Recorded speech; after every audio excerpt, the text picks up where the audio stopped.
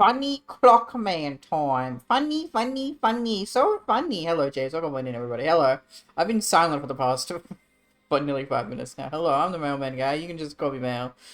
Do hope you're having a good day, evening, morning, or night, wherever I want to do. I didn't even do the starting. I haven't. I don't think past two streams I've done the starting music, because the last time wasn't I playing the flippin' flappin' fucking working that game with the boys, Scamline.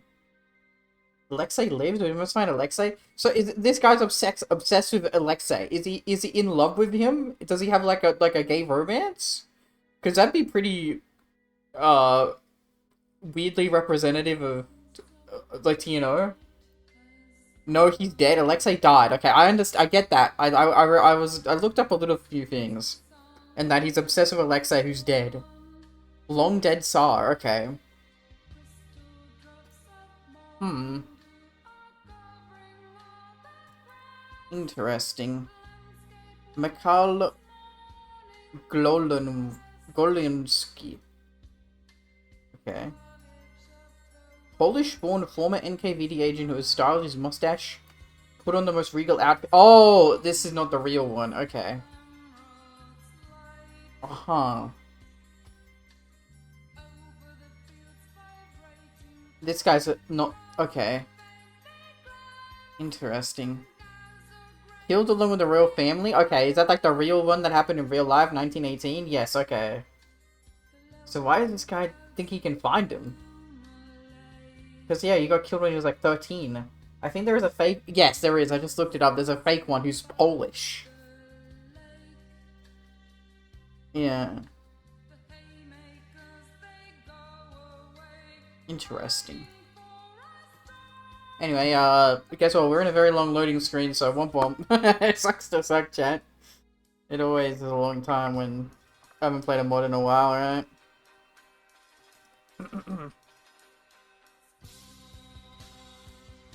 Good music, though. And I was posting the Hoi 4 channel, but like, there's like a bunch more new submods. Kind of crazy.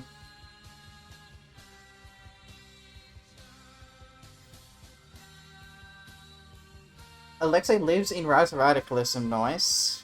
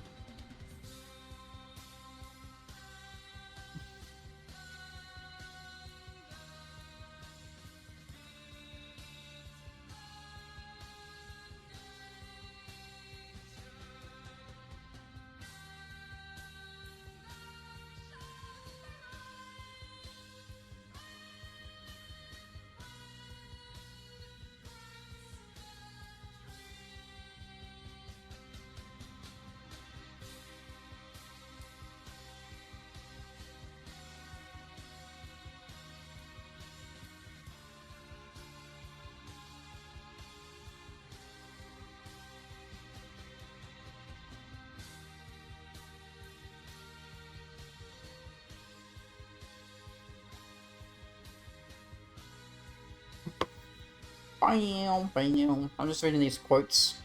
The native is to be treated... Okay, good thing I stopped myself before I finished reading that quote. Holy Jesus Christ, I just wanted to read fucking one of the quotes, man. I wasn't stepping into a goddamn racist trap all of a sudden.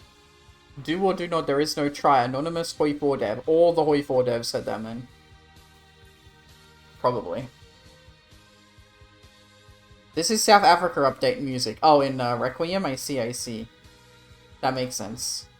Do I have to play one of the South Africa paths eventually? Yes? No? There was a sub one I saw there for it as well. I always bring this up, but like... I understand the reasons, okay? I understand that TNO is like in the 60s, it's a Cold War, you're not supposed to fight each other. But there's only so much reading a man can do. Where eventually you need to have a big wars, right? And that's why Goring's Wild Ride was like literally 10 out of 10, one of the best things I've ever played in my life. As well as the one and only time I ever played the My Little Pony mod, Equestria War, and we played that based as fuck polar bear. That was fucking good.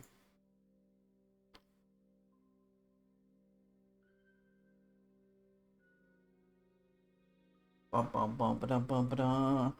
Yes, also if your leader becomes anime of the leads is anime fan for Requiem.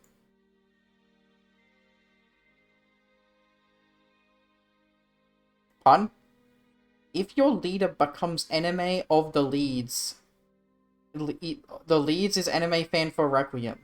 One of the leads. One of the leads is an anime fan. Okay, one of the lead developers of TNO Requiem is a fan of anime. I had a fucking piece together your sentence. Like, goddamn cryptographic fucking Gravity Falls goddamn code thing for South Africa. Uh-huh. Okay.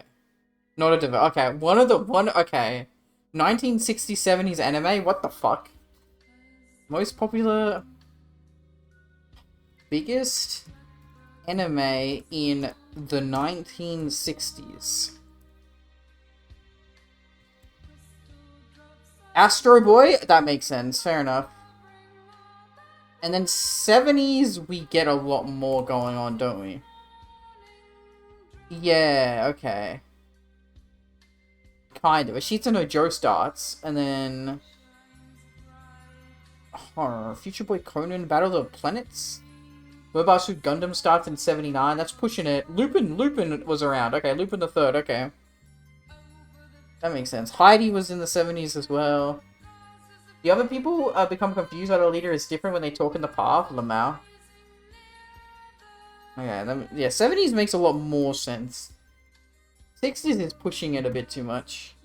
Like for any anime that I know. Oh, Speed Racer. I know Speed Racer. That was 67. It's funny that was 67 because I swear we watched that in like the 90s, early 2000s. Maybe people watching in the 80s. But in America, yeah? We were not watching Astro Boy in the goddamn 1960s. I say we as if I was around in the 1960s. Obviously, I was not.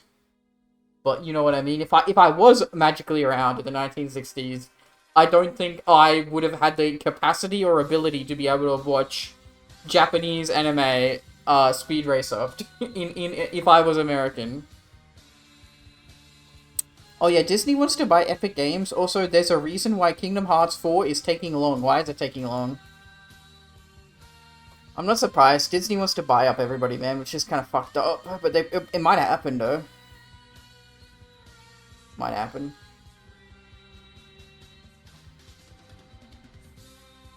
Oh yeah, also, I need to update my VTuber Plus. Apparently you can, like, do a bunch of stuff now. What is this? There's, like, a bunch of stuff they added that you can do. 2D props. Expressions as different rewards. Okay, so you can make me angry if you want me to. How far back are we going?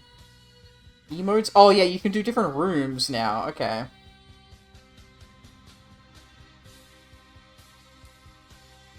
Okay.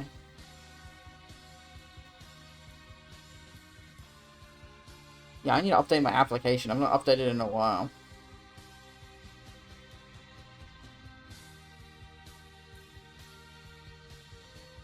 But I know there's a bunch of extra stuff you can do to the avatar now. Anyway. They say Kingdom Hearts is because Disney wants them to remake all their worlds in the remake live-action version. Oh, that's cooked. That's fucked, man. Fuck that shit, dude. Oh, oi. Nah, that's cursed as fuck, man. That's terrible. Oi, caramba. Who the fuck cares about the live-action universe of Disney, man? What, fucking Beauty and the Beast, Aladdin... They did live-action Mulan. Little Mermaid. They did the shitty live-action Dumbo. See, fucking Lion King. Wow. But Lion King's not in Kingdom Hearts as well, I don't think. I don't think Mulan's in Kingdom Hearts either, though. I'm pretty sure Beauty and the Beast is. Dumbo I don't think is either. I think Aladdin is? It's kind of weird, though. Like, whatever the Kingdom... Like, I know that they have fucking, like, It's always... Yeah, I don't know. I don't know enough about KH, and I don't really care. I don't think I will want to play KH at any point unless I have a gun to my head and a fat sack of money in my hand. They don't want them using the cartoon version, which is stupid because it's like... Yeah, whatever. Disney's stupid, man. Disney is so silly. Oi. Me sitting here waiting for the fucking mod to load because that's my life, man. I love sitting here waiting. That's okay. I wanted to chat for a bit anyway. I need to keep my voice, like, calm. Because it's gonna have to talk a bunch at the start of the mod. That's why the game taking long, yeah. Maybe one day I'll play a Kingdom Hearts, the first one or whatever. I don't know. I'm more likely to play a Final Fantasy. I played a bit of FF14 way long ago on the channel. I'm more likely to play like a FF1 or a 6, etc. I'm not gonna play 7 a remake because I never played the original, and I don't think there's a like I would prefer to play the original. What's like some other Phoenix Wright Ace Attorney is always a game I'm willing to stream, and then I never do it. But that's also a reading visual novel game, and that's one of those games that I'd have to get the squad to do. The reason Disney want Epic is to expand their gaming division, but they're waiting for the right time. Probably when Epic... See, Epic makes too much money. Here's the thing, I don't think Epic will get brought out. Okay, I say that. Didn't Epic, like, Oh, see, already my voice is dying. It's because I haven't streamed in, like, fucking 3 weeks, man.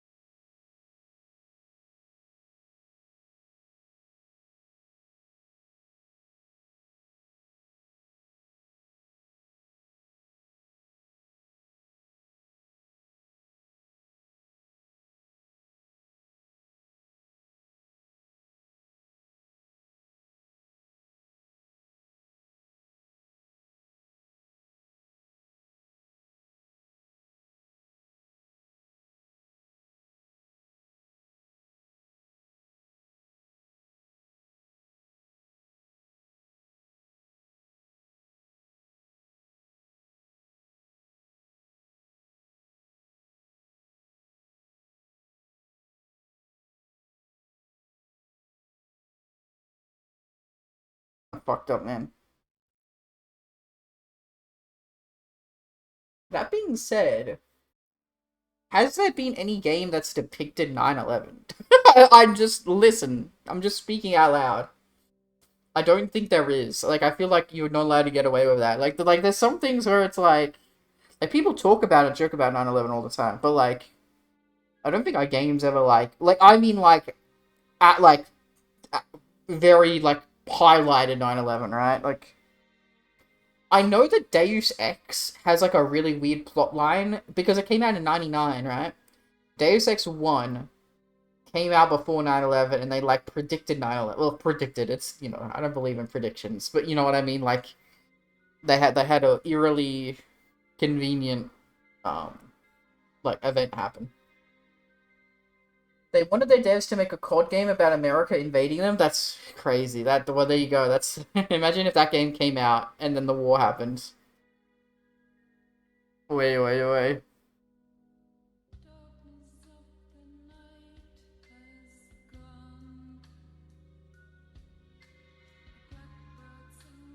There we go. Good job loading the screen. I believe in you. Still wondering where Pork Chop Hill is.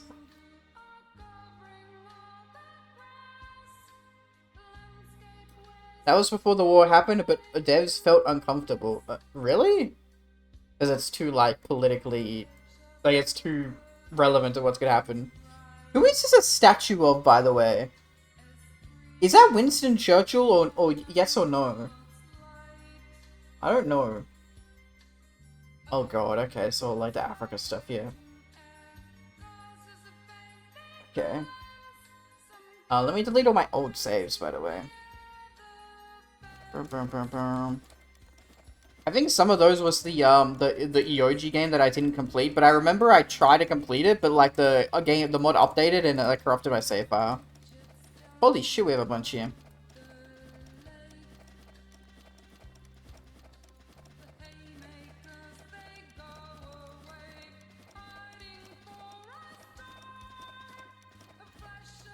Billy-o.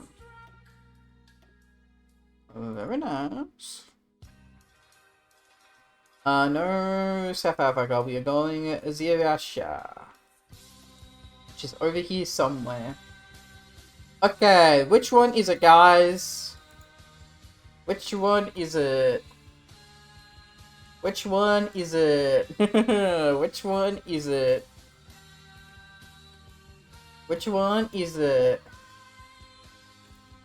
Which one is it? Which one is it? I don't know any of these ones. Is that the guy? That's the guy. No, no, no, no, that's the evil fucked up guy. No, fuck that guy. That's the guy that I posted before.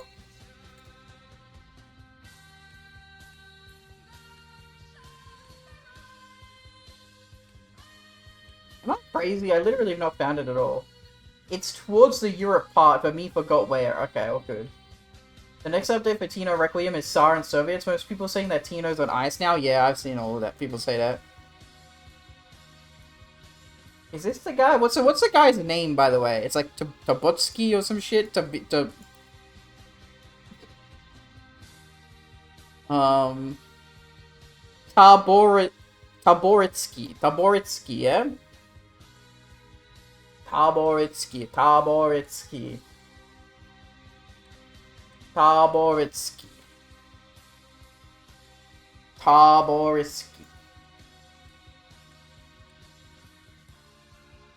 He is in Comey, okay. This one. Oh, okay, you have to play as this guy and get him in charge? Okay. Coolio. Do I need any game rules? I don't think so. Well, I didn't select any game rules, so I guess that's fine. I googled it, very nice.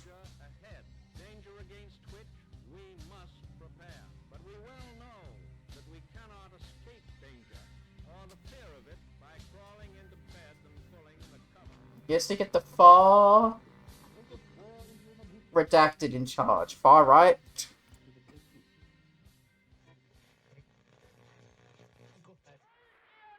Far Nazis? It's like, what? Okay.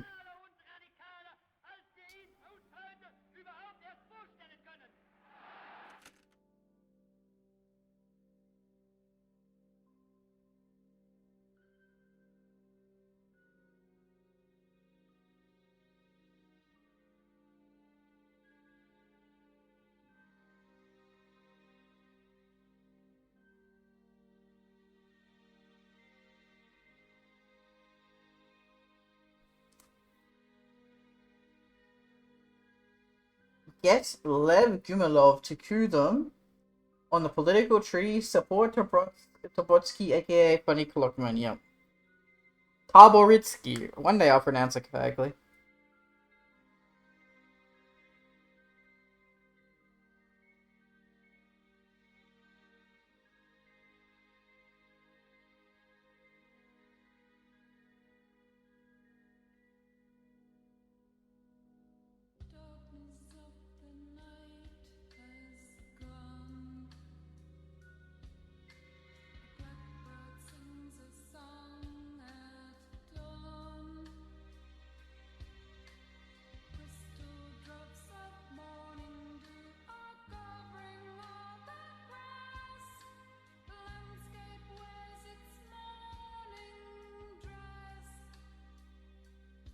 And Discord is doing Discord things again, I see. What are they doing? What are they up to?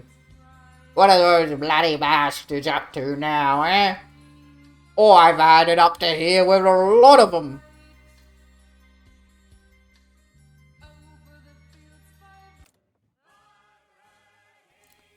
Coolio. Well, time for 50,000 pages of reading chat. Oh boy, my favorite. Yippee, let's go.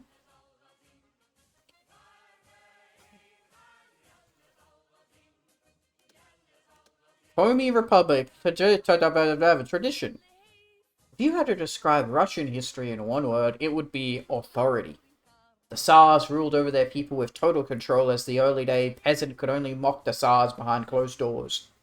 It was only until the collapse of their dynasty at the hands of the Germans during the World Great War where opportunities for true reform presented themselves. The provisional government was an example of set hope, promising to establish a true Russian democracy, where the people would be able to decide their own destiny. However, the unconquering attitude of the Bolshevik Party led to the end of this experiment and the founding of the Soviet Union, which was proven inefficient and semi-autocratic. Once more, the Russian peasants toiled endlessly to make ends meet, but thankfully for them, not all hope is lost for freedom. A new system. Following the collapse of the Union after its loss against the German Reich, the armies of West Russia reorganized into the West Russian Revolutionary Front, promising the liberation of all Russians oppressed by Germans. However, this liberation was a hoax, as the old Union's institutions would return, returning Russian to ground zero. Following the loss of the front against the Wehrmacht in the West Russian War, Nikolai Vozhnensky lost faith in the communist experiment, seizing the Komier-SSR in Sikchikvar.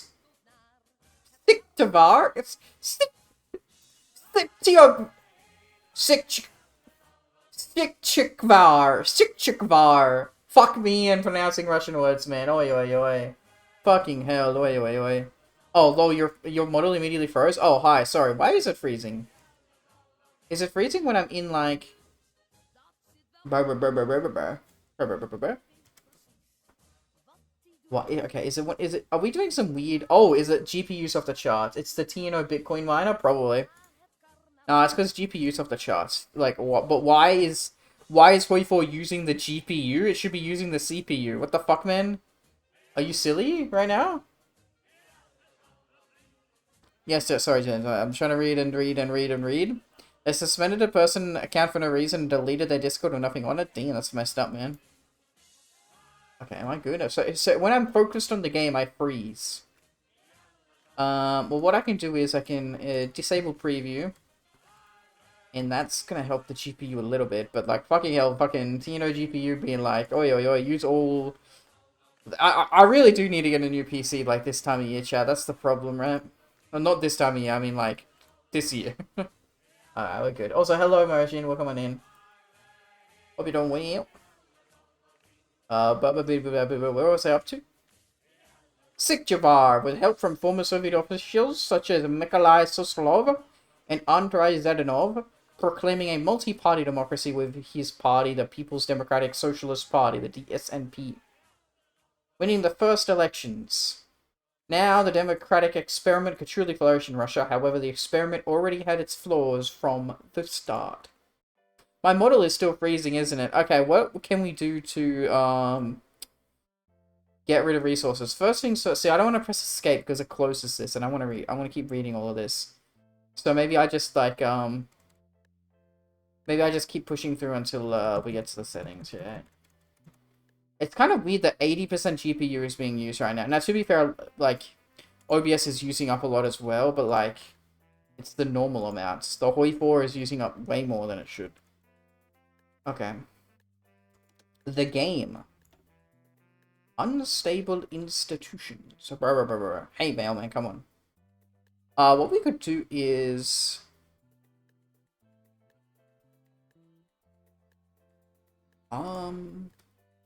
Get rid of some stuff? Okay. Yeah, we're not gonna really do goals or tips right now, I don't think. Yeah, okay. We'll get rid of these, that's fine.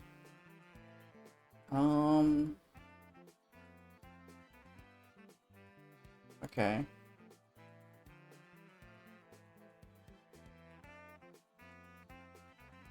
That might make things a little bit better if I made it, what do you say, got rid of some scenes.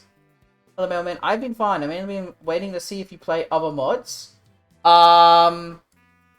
Is TNO a different mod than what I normally play? I've only played TNO. See, I can count on my hands how many times I've played TNO now. I played...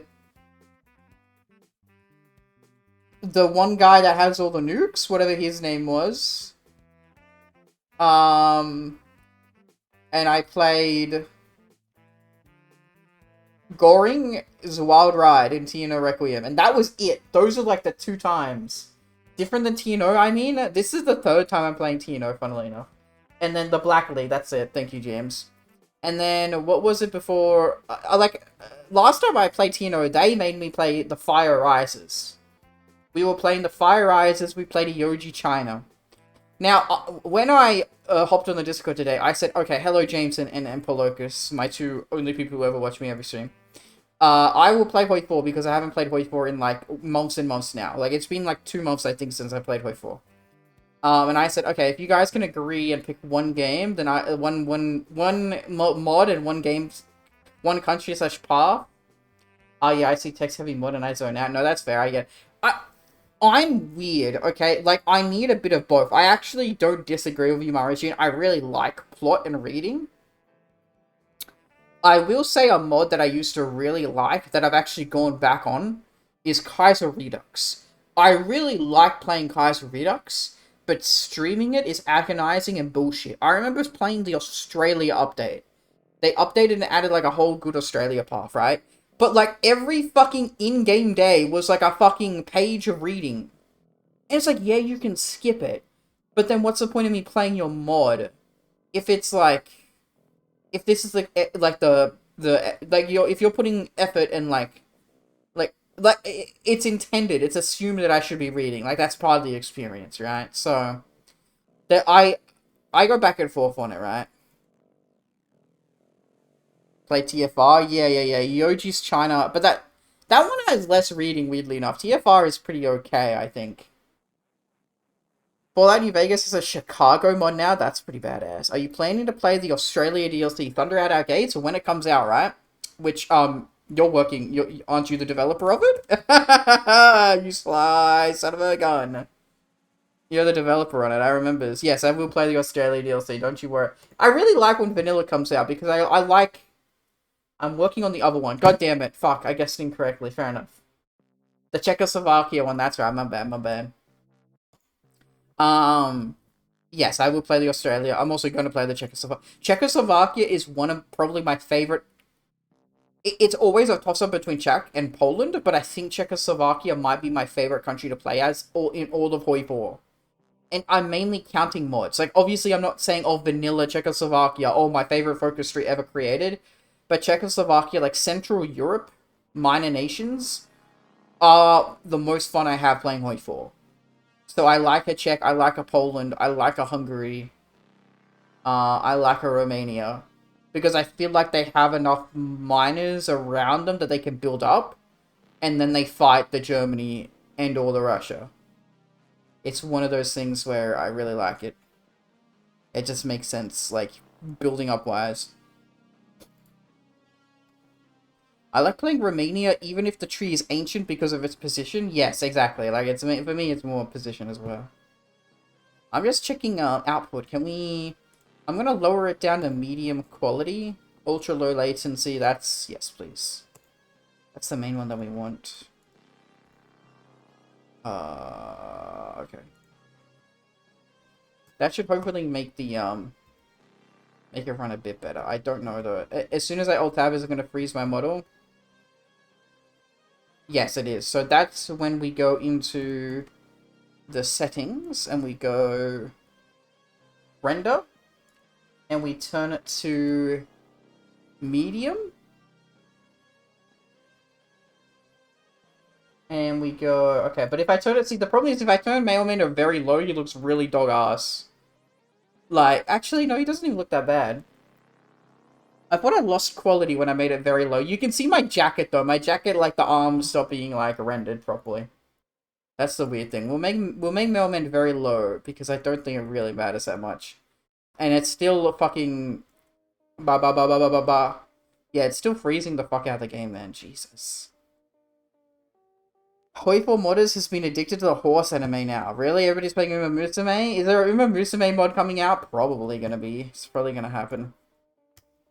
Anyway, let's try to read through this, right? Unstable institutions didn't take long for Komi's reputation to spread across Russia. As a result, thousands of refugees are constantly making their way inside Komi in order to escape the chaos the rest of Russia finds itself in. Imagine I get through this and it turns out that we're not even going to be playing... Like, it's the wrong country after I read all this. I think I've seen one. Yes, check Discord. Oi, caramba. TFR submod, gold ship. You can get a literal horse in charge of the country. Okay, well now we're just coming up with silly nonsense, really. That's so unrealistic, even in the Fire Rises. A horse? A horse? Japan. A horse? Wait. Can we welcome the rest of... Not just get the chaos Russia finds itself in. Kobe welcomes the initiative. However, many of these refugees have taken advantage of Komi's openness by breeding a climate of political extremism. Now that they're free from the gulags holding them at bay, new ideas are brewing in Komi. Ideas not exactly in favor of the democratic experiment. Paramilitary forces have been established with political backstabbing, scheming, and misuse of funds, and power games being common in Javar. Whether intentionally or not, a game has begun in Komi, one to decide what the future of the Republic should hold, or if it should even be a Republic. You should say at all, but it's okay, you know, I'm not going to judge you that hard. The Center! Representing those voices in favor of democracy, the Center was expected to be the political norm for Komi. But also, it's funny that's called Komi, because I can only ever think of the anime. Komi can't communicate. Like, I know, like, anime brain rob, but, like... What do you want me to turn my anime brain off? It's just not possible, man. With the rise in refugees and as such extremist voices within the Republic, it has forced the more centrist parties of the DSNP, the Union of Young Reformers, SMR, and the Sovereign Democratic Party, PSD, into a broad coalition with one unifying goal: preserving Komi and her democratic institutions from falling into extremism. The left. The left stands united too under the banner of the Communist Party of Komi, and is likely the party with the most unity in the Republic. Its leader is Suslov, who's very thussy. He's sus as fuck. Who is an infamous and somewhat enigmatic figure known for his successful operations at staging scandals which have diminished the people's support of the Republic. However, just because it's the most united party doesn't mean it doesn't have its problems. Behind closed doors, there is a growing power struggle between Suslov and Ivan Serov's orthodoxy, and Ziandanov and Svetna's Bukharina's reformist factions. It remains to be seen what the future of the party will be, but most commentators predict that conflict is inevitable. Look closely at the pic. Yes, they own Australia. I know when they own Australia. God damn it. Umaland. Free state of Umaland. I know, I can see. And that's someone we captured, the president of China, Xi. We had, so wait a second. Wait, Xi is in the... I don't see him there. The Fire Rises, not so pretty derby. Bloody hell. We captured the president of China, Xi. We had... Okay, you had several options, I see. Interesting.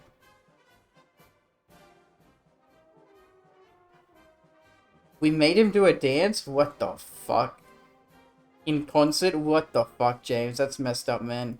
Also, the model died. I'm sorry. We'll try to fix it in a second, man. It's hard when the GPU is literally like 80-90% right now. The right's unity is quite bizarre, with all right-wing factions united under the banner of the Passionari organization. You can find everything in the Passionari, from compassionate conservatives, Euro-Asianists, monarchists, and other smaller factions, all united in their belief of a new path for the Republic. The Passionari has used this to their advantage, claiming to be the party for all people in Komi. There's someone for everyone in the Passionari, or so it is said. Still, this broad coalition has forced more centrist candidates to investigate what each one of these factions represent. Some of their ideas have put the existence of their parties into question. Also, Australia was not the thing I was talking about. Wait, what were you talking about? Gold ship, personalistic dictatorship. You have people in your government that are also horse girls. You also have horse girl generals.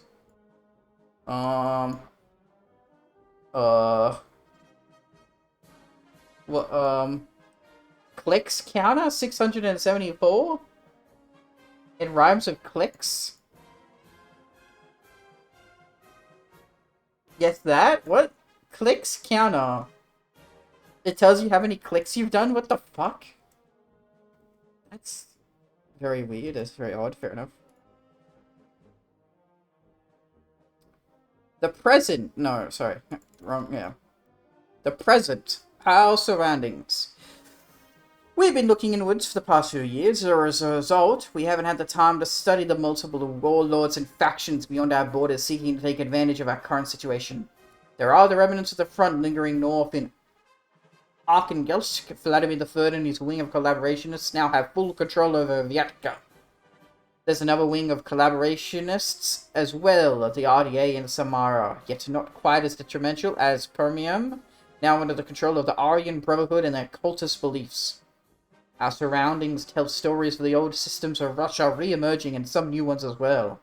Our republic stands as a beacon for all those oppressed by the past, wishing for true reforms to pass through. However, before we can expand our republic outwards, we must ensure it remains stable from within. The new year. Now, crime is at an all-time high, with paramilitaries operating freely on our streets as the police force of the republic seems unable to act. Political assassinations, thefts, assaults, and conspiracies against the Republic are occurring each day in our parliament, complicating things for the upcoming elections. Truth be told, he who can maneuver through this climate and solidify his vision upon Komi might be worthy of said position. As the instability in Komi demands such figures, whether he's from the center, left, or right, is a different story. Right now, the clock is ticking! They said it! They said the line! Say the line, Bart. Aye. You click on the thing. Oh yeah, somebody stole 12 tons of chocolate. I saw that on the Twitters, yep. Okay, so first things first. Make a save. And then game options. And we're going to turn our multi-sampling off. And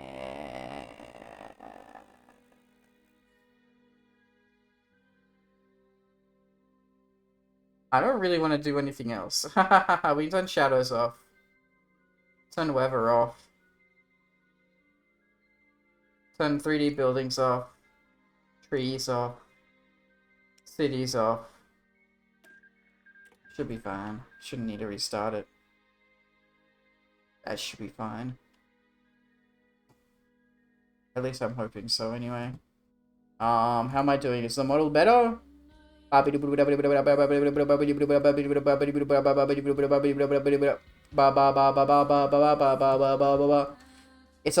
a lot better actually. It gained like 10% GPU less.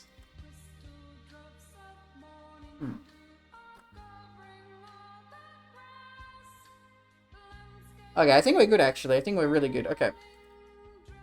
I'm fine with that then. Why is 44 using the GPU? It shouldn't be. It should be using the CPU. Yes, I said this earlier before. I literally said this before. I don't know why.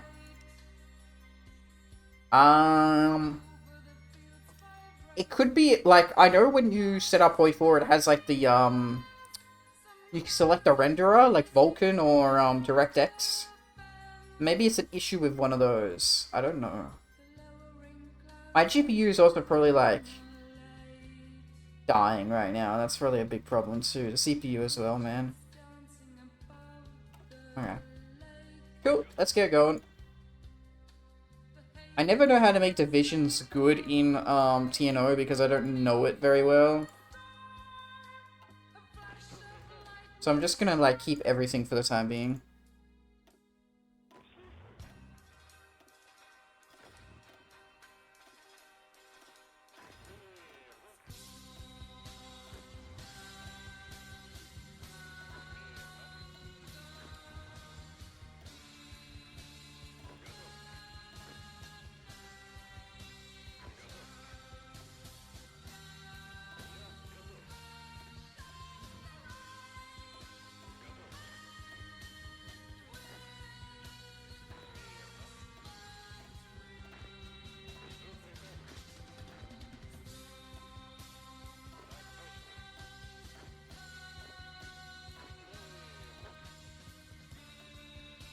Okay. Yeah, Komi is the right one. Very good, very good. Research! Now, I'm a babby boy. And being a babby boy means we always do engineering and industry first. Holy shit, we have no research, man. What the freaking hell?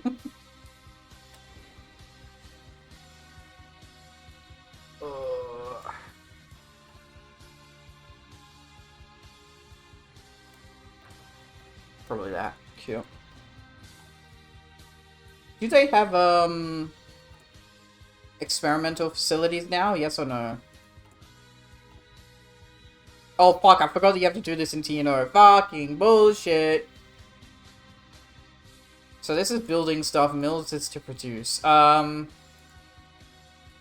we'll see how much we need to produce first. We'll probably... Yeah, we have no mills, man. Oh, okay, no, we started the game and there's no mills. Okay, fucking hell.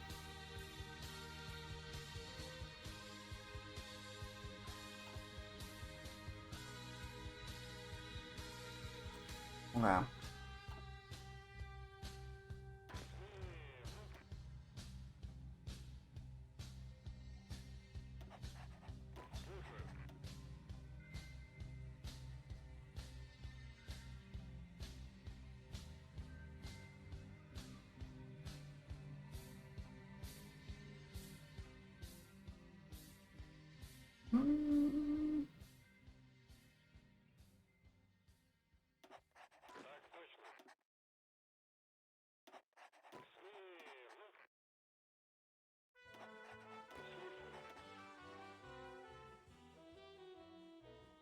You guys suck, man.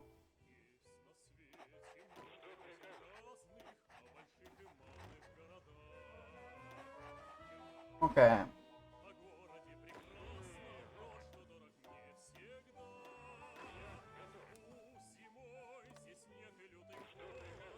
So I just basically forced,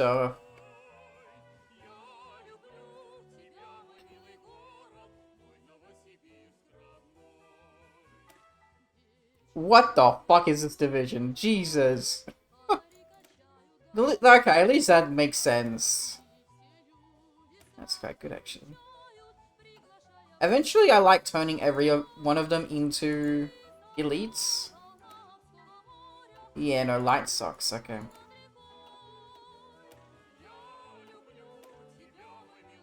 Oi.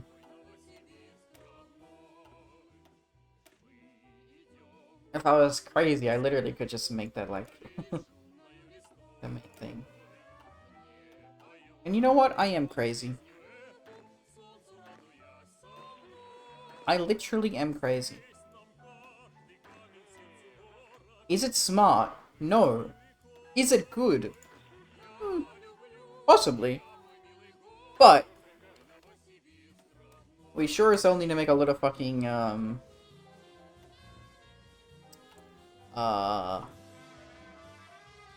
blah blah blah blah blah blah.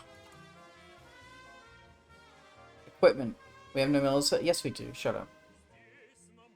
Alright, so now we have to read through all the bullshit stuff around here. Okay, wait, no, sorry. Economy first.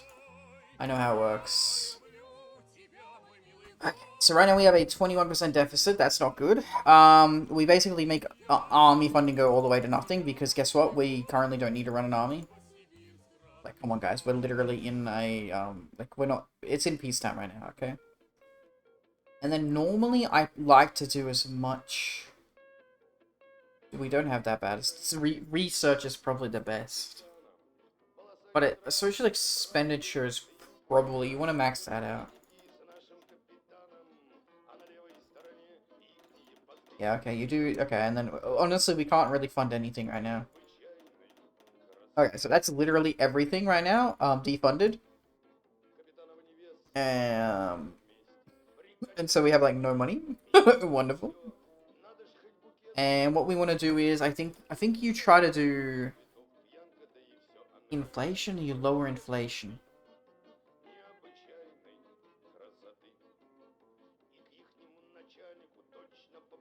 Yeah.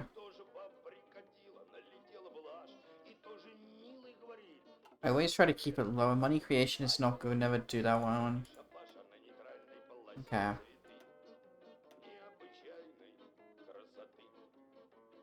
Okay. Should be alright. Hello, welcome on in. There are only 3 good Tarantino movies. Incorrect. Pulp Fiction, Unglorious Bastards, never watched it, and Kill Bill. I think you're insane. You're literally insane, man. Reservoir Dogs is 10 out of 10. You're wild. You're actually wild, man. Reservoir Dogs might be my favorite one, man. You're insane, bro. You cannot sit there and be like, Reservoir Dogs is a bad movie. It's bad. I hate that I like Kill Bill because it's literally just a plagiarized version of a movie from the Orient in terms of plot. The camera shots are sick though. True, true. Yeah, I really like Reservoir Dogs, but I'm not... I respect the fact that maybe it's just like personal taste. Alright, we need to make an MBT. Okay, that's... No, I can't right now. Okay. Why does the Komi Republic look like Czechoslovakia? I have no idea. So who the fuck is... Okay, I don't want to read this guy because he's a nobody. I don't give a fuck who Nikolai is. Oh, I like democracy. Oh, I'm gonna make Russia a democracy. This guy looks like JD Vance. Am I crazy, chat? This guy looks like he has the same facial structure as JD Vance. Democracy. I'm gonna make Russia democratic again. Yay! Yippee! Insane. What are you trying to do, James? Is baseball bat's not even working, mate. Sorry. I'll try to fix it. Sorry. Baseball bat, bonk. Not crazy? Okay, I'm glad I'm not crazy. Wait, is that about Reservoir Dogs or is it about the guy looking like JD Vance? Alright, let me reset my VTuber avatar as well so James can frickin' do the things properly. I'll do Stinky. I don't think I can do Stinky for free. Both? Okay, very good. I'm great that I have, like, extremely valid opinions. Yeah, I don't think I can give you Stinky, but I can make myself Stinky for free, right? Yeah, probably. Okay. We back. Very good. Points. Uh-oh, Stinky. Stinky poo-poo. Why Stinky? Make me Stinky. Make Stinky. Where the fuck is it? Make me shake. Make me glitchy, wavy, pixelated. Stinky, there it is. Oh, they're not working anymore. Oh, no, yes it is. I see it. Never mind. Ugh. Is it just me or is it like a different yucky color now? Ugh, it looks like even stinkier. It used to be greener. Didn't know it was Tarantino, TBH. Shit, maybe 4? Yes! Good job, Lomi. Yes! I'm glad you like Reservoir Dogs. Reservoir Dogs is, like, so good. I'm confused right now on how the fuck I didn't know Reservoir Dogs was a Tarantino movie. It's his first one as well, man. JD Vance obviously wanted to be the worst warlords, though. True. Yep, it is. Looks different. It does look a little bit different. Also, it's going on way too long now. Does it just go on forever? Like, what the fuck? Okay, whatever. Okay, so I want to read this guide. So no PP, stability, consumer... Okay. Originally not a middle-level Soviet state. I mean, I'm actually... I found myself in the guarantor of democracy. Okay, but I don't care about this guy. That guy's got nothing. Nothing. Sometimes these guys do have stuff. What the fuck is this? Shut. Everybody be quiet. We're doing chemical warfare. Division recovery rate goes down, war support goes up, attack and defense on core territory goes up. Beneath the city of Sietvar lies a practical treasure trove of Soviet technology and weaponry. Vats and canisters of lethal revenge weapons were stored here before the front collapsed, and they have found a new usage amongst the defenders of the Republic. The gas is potent, and the ability to scorch the lands of our enemies is an effective tool, but those who control the arsenal wield a disproportionate amount of influence. It's badass. The clash of shadows peep everything go down. I don't even care. The Republic is afflicted by a scourge that makes itself plainly evident. Oh, please give me my democracy. If one bothers to look behind the curtains of the various movements occupying Siktgar. Also, I'm not... Listen, chat, I know I can't pronounce that Russian city name. I don't give two shits. I'm sorry. The Legion of Manipulators, Radicals, and would-be Shadow Masters afflict the Republic like a pox. Their influence drives much of Komi society, the paramilitaries move on their orders, the National Assembly carries out their machinations, and every day democracy spirals towards a final crescendo of its clashing plots. Where, give me my democracy. Place for all of us. We're so we have so much democracy, I swear, Aziz. That's actually pretty good stats, though. The list of ideologies represented among the ruins of Russia is long, yet it still has its outcasts and lost ideologues. Those people who could not find a home among the ruins, those who have been cast out because of ideas too radical or alien, they have come here. As a result, Komi is one of the most diverse political environments on Earth, and also one of the most dangerous ones. And then that's like the Germany's like bombing the shit out of us. Yeah, okay, cool. Now, put someone of Millie's music, lol. Compass is one of the best tracks from Millie TVH. It goes so hard. I don't even know what... Who the fuck is Millie, bro? Millie Bobby Brown? The fucking Stranger Things girl, man? I just play this music. Also, can I turn the shitty waveform music off? That was already off. I'm crazy.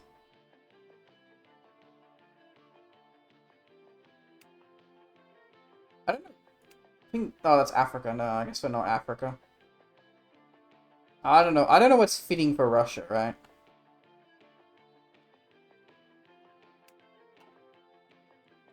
Okay, and then we're gonna select a focus. I'm assuming which one we do, it doesn't matter. Okay. How to get Toboritsky. TNO. Does it matter for Requiem? Probably not. How do I get Toboritsky? Shafi winning is actually... Oh my god, I just explained things.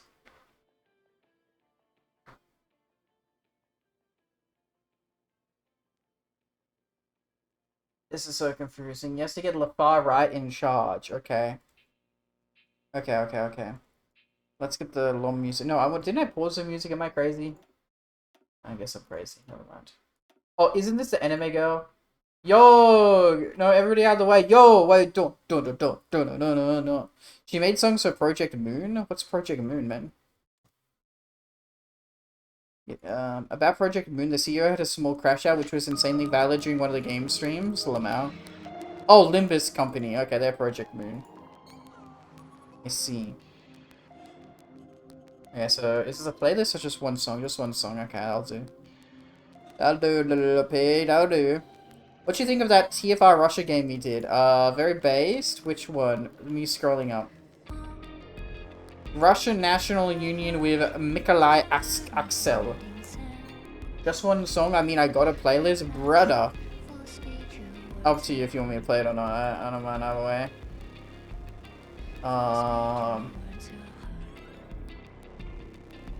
Is that okay? Is the volume okay, or is it a bit too loud?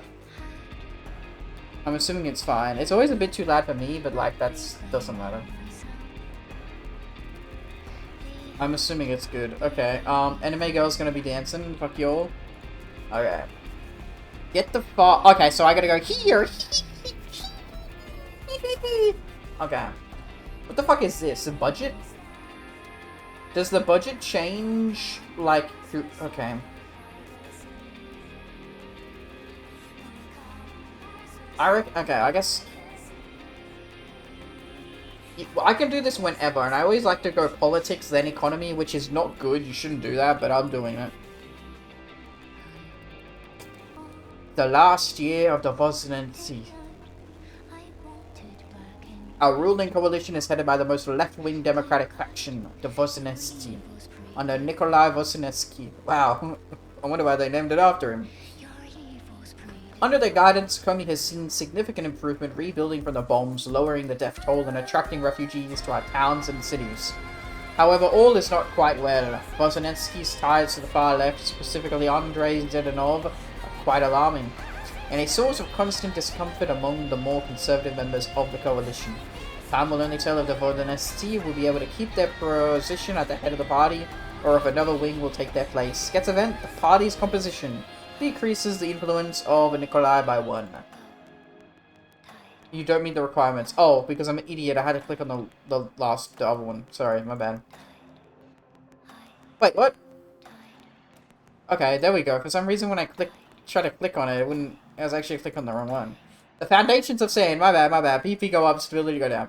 Another year has passed and our coalition's Congress has managed to run our republic as well as they can, given our, unfortunate situation.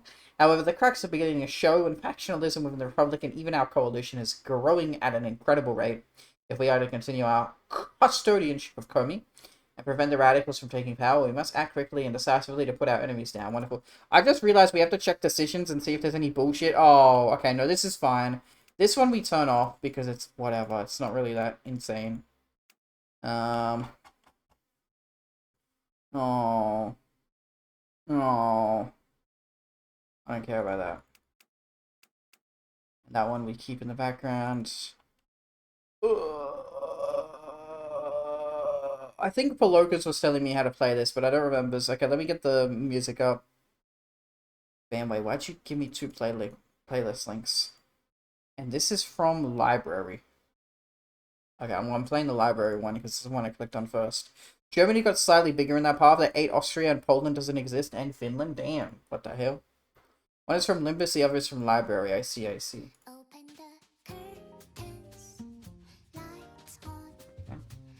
5 years ago, 23 million views. What the flip, man? That's wild. Apparently there's a leak that Persona 6 is gonna debut at the Xbox Games Showcase this year. What the hell, man? I believe it. Okay. Julia. National debt. I remember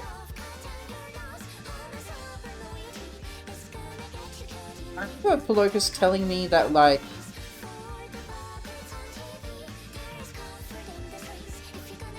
we should go for the electricity one. Where's my electricity? Grid power. We need to go for grid power.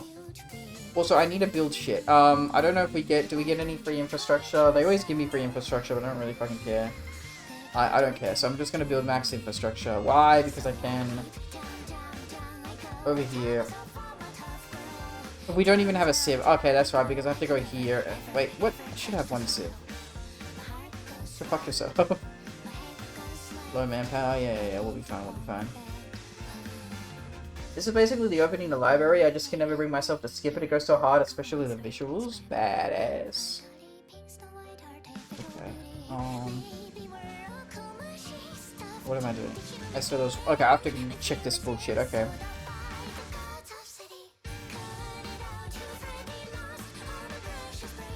None of this is good because it doesn't give me electricity. Okay. Understood.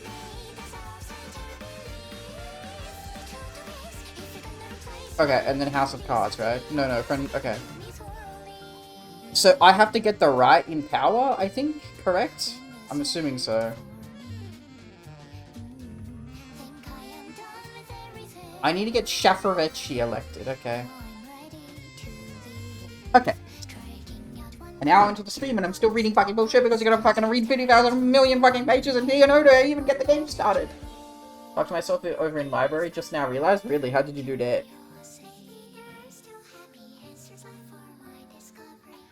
The political scene in the Korean Republic is one of the most chaotic and dangerous on the planet, with a variety of movements clashing in the National Assembly, the streets, and in dark backrooms. In the unstable Republic, political paramilitaries are treated as a legitimate partisan apparatus, extortion is a standard practice, and only the greatest schemers may survive to rise to the top. In the Republic, one's influence must thusly be maintained and guarded, lest the environment of the Republic claim one more hopeful victim.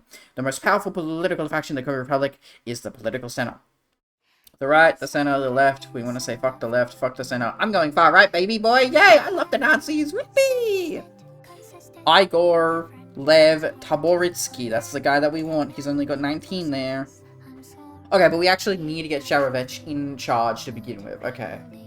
Sharovich, okay, I get you. I understand. Fuck the sim.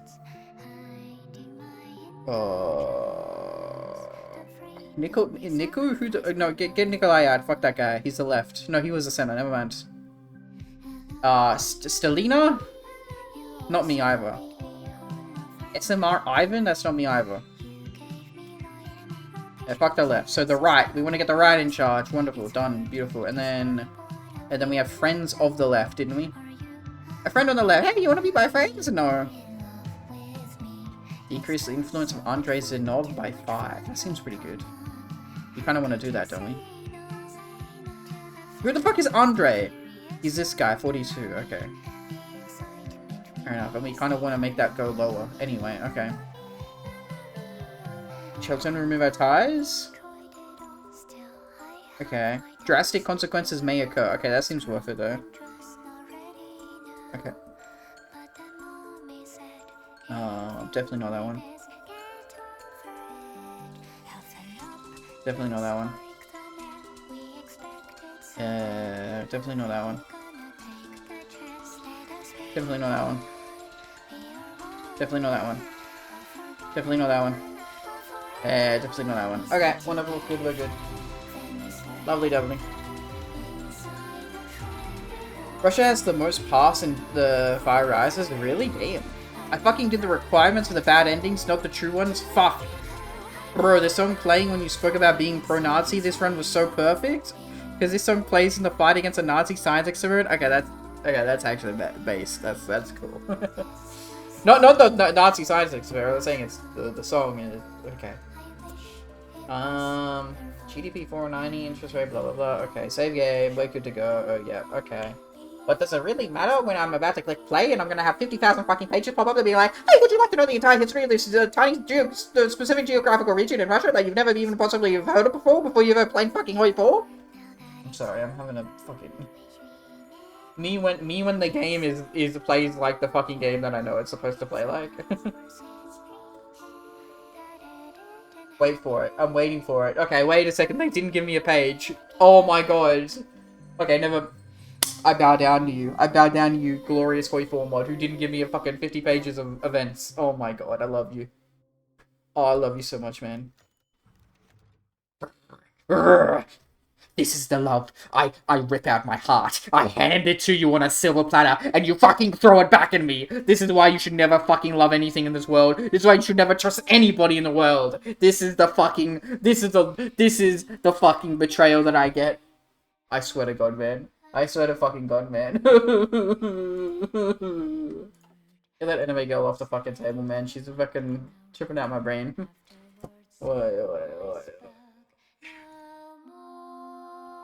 I'm gonna turn the music up a little bit. If the music's too loud, tell me, or quiet. I don't know, man.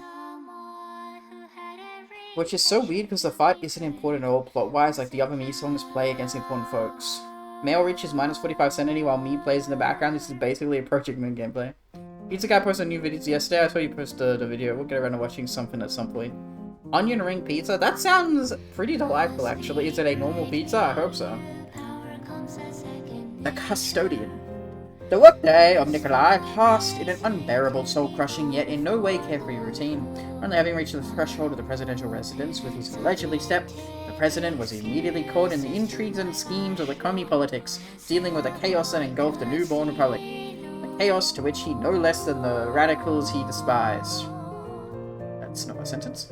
In a short moment of distraction, Vozinensky could not help but indulge himself in reminiscence about the early days of the Republic. The time when everything seemed so easy, so achievable. The applauding crowd in the speech hall, the lowered Soviet flag, the cheering demonstrations of the new era to the Russian democracy. It looked so vivid and yet so dissonant with his new reality. The idealistic memories of the birth of the Republic were darkened by the image of Zhdanov, a Janus. What the fuck is a Janus? What? Pardon? A Janus face and smug creature? What the fuck is a Janus? I don't even want to know, man. A creature accompanied by Susklov, the I don't know if I'm allowed to say that. Mephistopheles in flesh. Mephistopheles, that's like a evil guy, okay. Mephistopheles in flesh. All sitting next to him on the round table and waiting for their share in the newly founded state. He held nothing but contempt for them, but even being charitable to his past actions, he was honest, at least to himself, about his own role in enabling the communists in their corruption of the young democracy. Perhaps all of it could be done differently. The Republic didn't have to surrender to the communist demands in exchange for the full sense of security. It didn't have to be a welcoming haven for the pitiful scum who found no place for themselves. But in Sketkvar, whether what could be done, it is much too late. The past was the past. All that mattered was that Vosneski had to carry his unenviable burden alone, clumsily maneuvering in the web that enveloped Komi. The sound of gunfire behind the window helped to sober his reflections. Sighing in response to his habitual barbatry he grew used to a long time ago, Vosneski took a folder in the bosom. What? Pardon? What did he do? In his what now? And put on his coat. Leaving the residence, he took a long way to his house, to the opposite side of the road where another street fight occurred. It is still worth it. It has to be. I'm kind of interested in playing as this guy now. I always like when, like, the good guy democracy guy is trying his best. And he has to do a bunch of bullshit. Get out of here, you stupid ass fucking bot. As if I'm gonna click on your shitty fucking, shady ass link for fucking free viewers that who never gonna fucking talk to me and deal with my dumb bullshit, bro. Get the hell out of here, dumbass. Bro really thinks I want fake ass viewers who are gonna be like onion ring pizza and male reaches minus 45%. Am I right or am I right? Oh, yeah, let's be buying stuff, please. What the fuck was 10 PP already? What? Oh no, that's not. Okay, no, you're just crazy.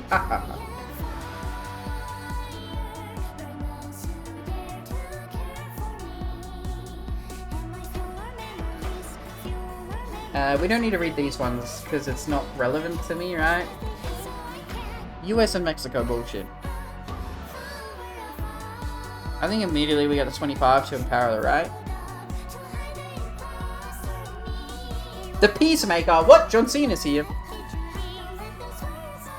The meeting was mostly going as planned. Ivan Morozov was discussing various topics with various of the more right-wing members of the Democratic Coalition. The discussions of future cabinet positions went fine, with Morozov mostly satisfied with the various compromises made. He managed to squeeze in a few more candidates from his own party, the Union of Young Reformers.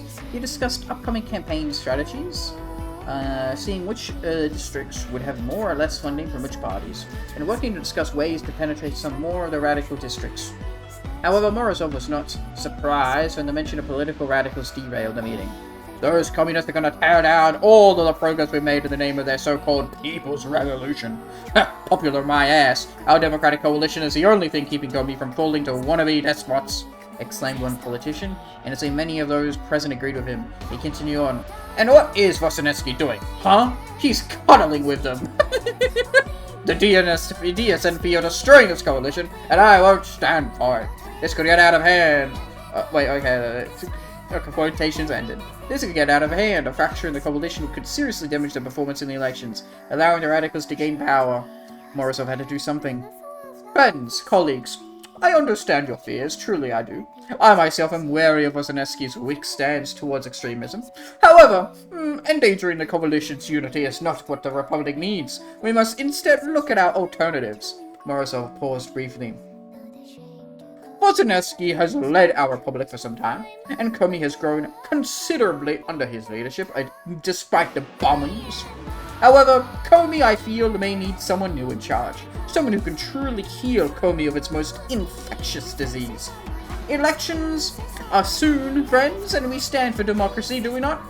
Morozov had been thinking about the elections a lot recently, and the idea of becoming president was becoming more and more seductive. Either way, it seems his colleagues were pleased by his little speech, and it seems disaster has been averted for now. If we wish to see the sun, we must weather the coming storm. I am the storm that is approaching, of course I am. Hey Liam, why are you trying to headbutt the camera? Is that what it looks like when I read from... it's probably because, yeah, I like to put my head really close to the reading thing and read it. Honestly, I might eventually touch 24, even though it scares me because of Old World Blues mod. If I had to recommend a good mod to play, it would be Old World Blues, correct? Oh, I didn't realize the game was on pause, that's okay. Do I need to look but no, because sorry, my brain's shutting down. It's only 1:16 AM. I do need to lurk a bit though, Mel, because I think I'll try and get some early sleep, so I'm gonna go get ready for bed. No worries, I'm headed to bed in like 45 minutes anyway. Thanks for stopping by though, Paladin. Nice to see you. Hope you're doing well, and hope you get to sleep. In this country, you can also get Bukharin's daughter as well. Nice. They went to space. The Defender. Okay, wait, 23? Oh yeah, they want me to do the loot. I don't want to do the loot yet because...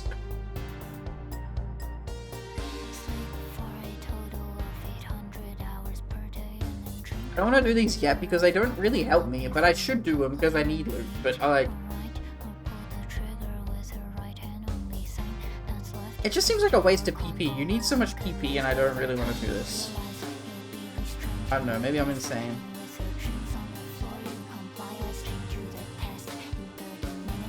The Defender. Svetlana Stalina, lady.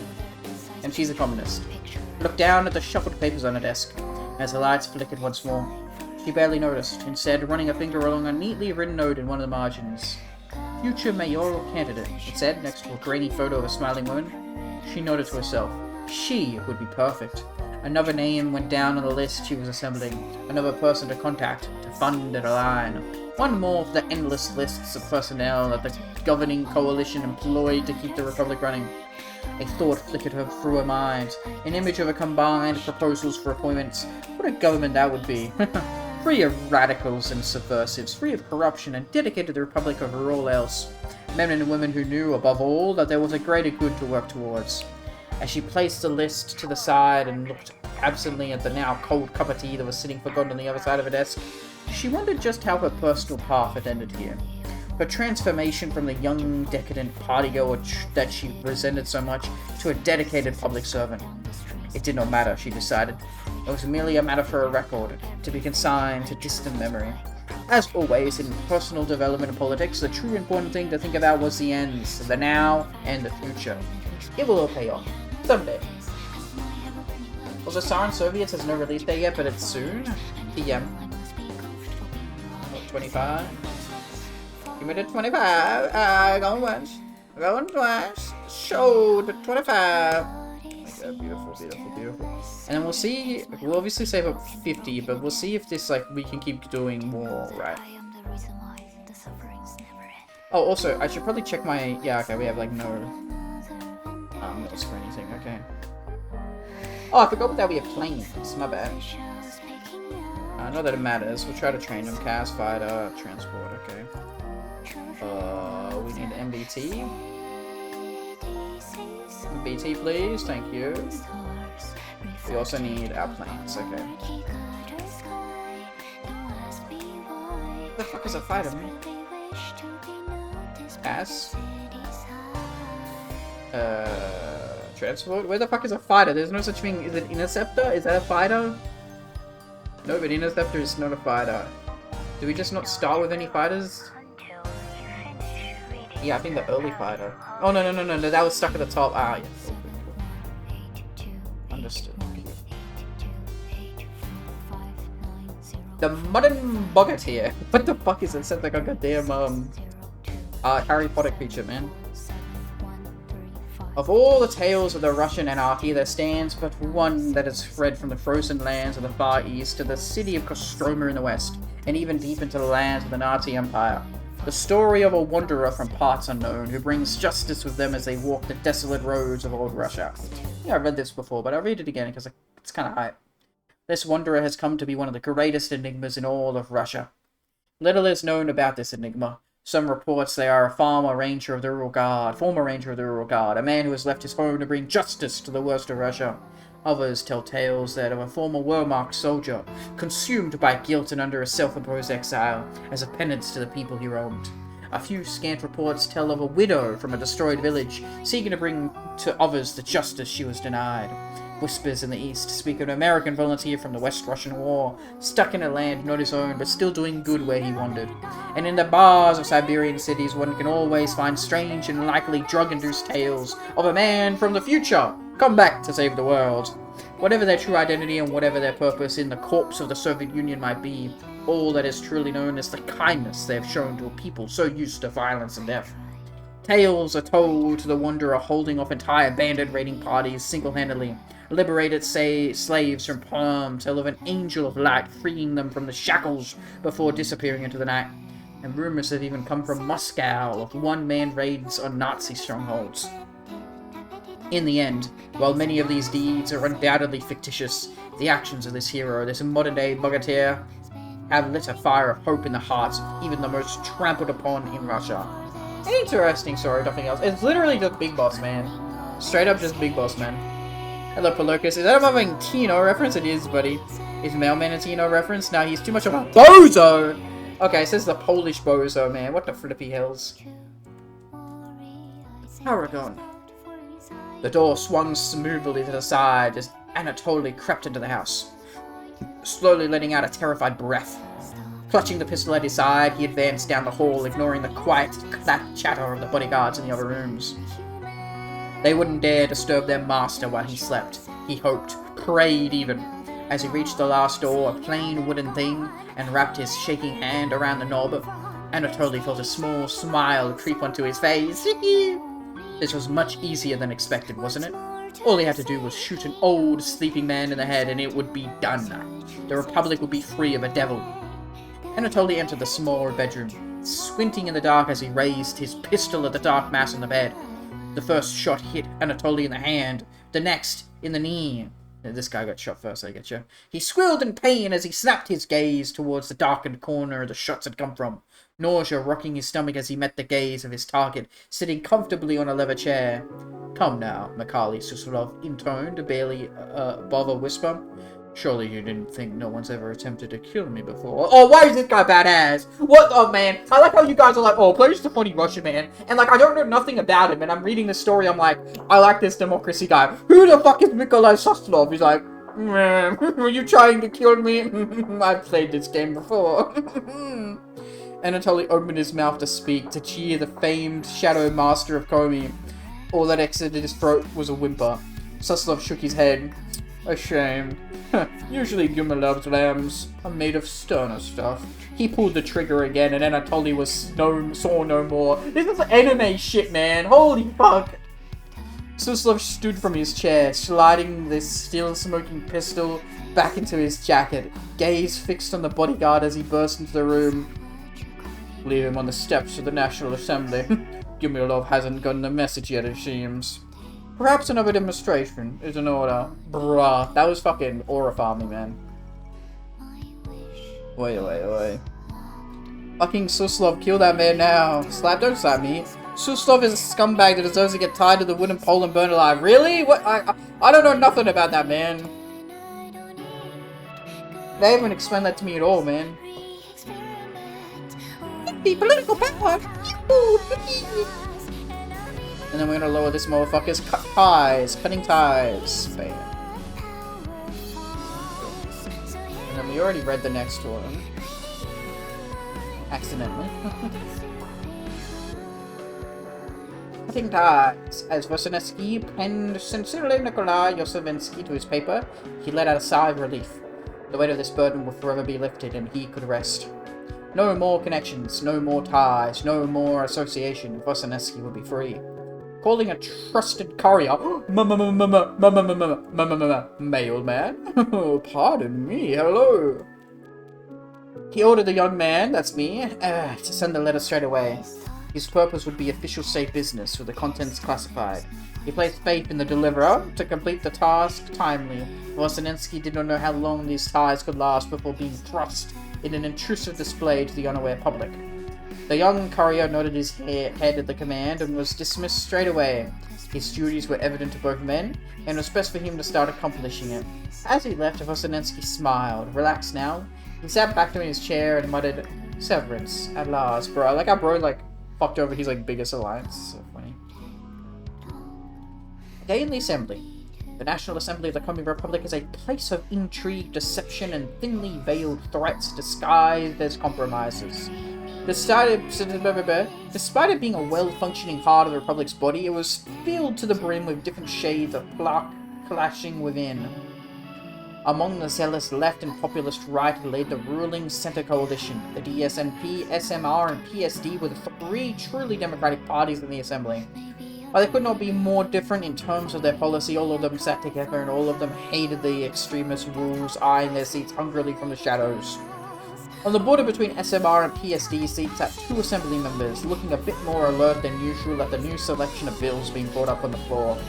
From the SMR, there was a tall yet dainty-looking woman, perhaps a bit older than she'd look. From the PSD, a stocky, brash, well-built young man sat next to her. They both thought similar things about the debate happening, listening intently for anything intolerable. As much as they hated the extremists, they loved the Republic and loved her democracy. After a member of the Passionati, I always forget how to pronounce, Passionari, went on an agitated, boisterous rant which disturbed half the assembly, the two eyed each other. People like him would destroy our democracy, they both said in their glances, exchanging expressions. With a small mutual nod, they introduced themselves to each other. A place for all of us. Basically, in the 1950s, when remnants of the USSR managed to get organized, they started the invasion on Germany to retake their lost lands. They managed to get near Moscow and could took, if not for the selfish Count Suslov, who decided to coup the government and let the government army to disorganize, and USSR shattered and said it is now. Oh, fuck. He's like one of the guys that fucked up everything, man. Oi. That's kind of crazy. Like, what the fuck? One of the guys? That's what I mean. Like, yeah, sorry. He is the guy. Yeah.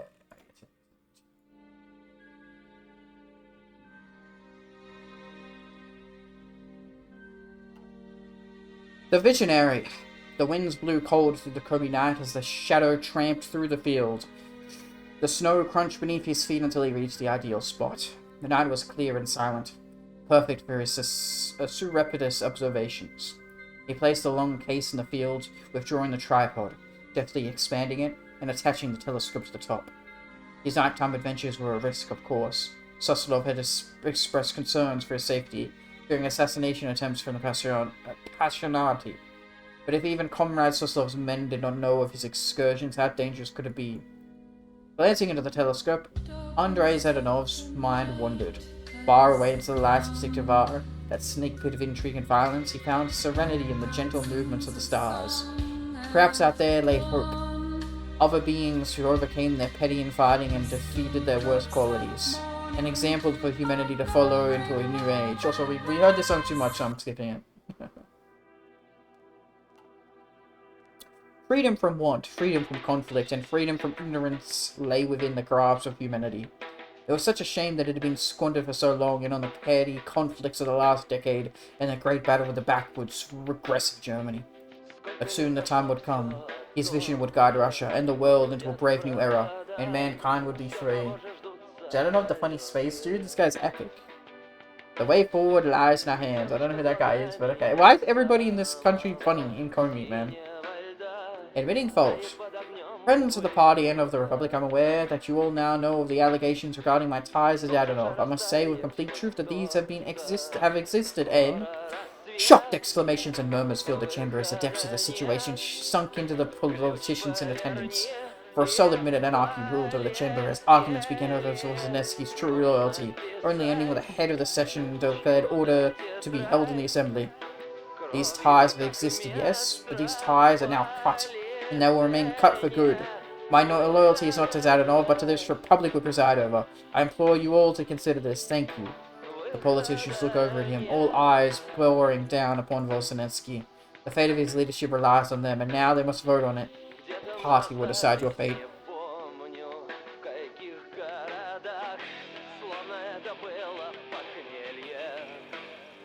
Borman! I swear it's always Borman when the AI does it, man. Finding forgiveness. Nikolai Alexeyevich Voznetsky, the voting will now begin. Take your seat. Anticipation rocked the air as the first hands went up to mark him innocent. After taking the census, the hands now went up to mark him in contempt. Somewhere in Voznetsky's eyes, a glitter showed up. Nikolai Voznetsky, the votes have been counted. By a margin of 122 to 78, you have been found absolved of any crime revealed by these documents presented before us. Voznetsky couldn't help but crack a smile. A closer margin than he would have liked? Sure, yet, despite the turmoil, he was free. Lenient, perhaps. Decrease, decrease. Wonderful. Love it. Down with the center! Up with the right! Things only Koi 4 will make me say. Oi, oi, oi, oi, oi. The Seeker. These guys all have like little like titles, like code names. Svetlana Bukarina is our Bukarina's daughter. Smiled cordially for the 5th time at the 5th representative, at the 5th representative shook his head, and promised a bright future working together, and stepped away for the 5th time. They never asked her anything about herself, she noticed, only her father. Your father would be so proud, they say. If only he could see you now. To which she'd smile and agree, promising to follow in dear old Nikolai's footsteps. She wasn't so ignorant. This meeting was a productive one, though not for the reasons the rest of the Communist Party thought. It wasn't a mere get-together for her, no, this was a valuable opportunity to learn who the true threats in Komi were. And more importantly, how they could be taken down.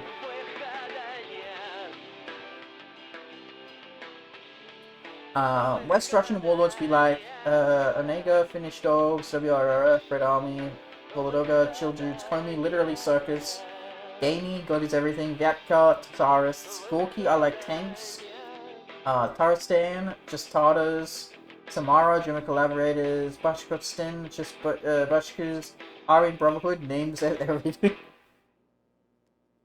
So true.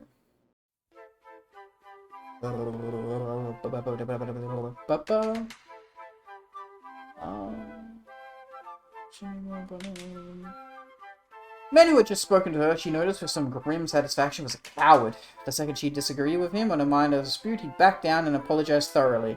Someone like that was a follower, not a leader. Serov had watched her carefully, as expected. A fearsome man for sure, but he hadn't considered that his prey would be watching him just as carefully. What she took the most interest in was the man's apparent disregard for common communist theory.